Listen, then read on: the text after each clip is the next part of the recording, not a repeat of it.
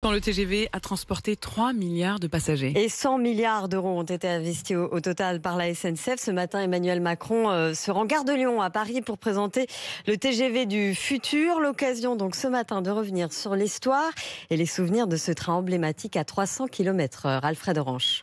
Sur lequel la locomotive orange est toujours là. La cabine de conducteur aussi, toujours en état. C'est moi qui guidais ça, là. C'est l'accélération pour le respect de la vitesse qui s'affiche là. Et sur le siège de conducteur, Jacques se souvient exactement de son premier départ, il y a 40 ans. Et j'étais un peu stressé, parce qu'il y a toujours une impréhension. L'imprévu, tous les calculs ont été faits, sauf que peut y avoir des difficultés quelque part.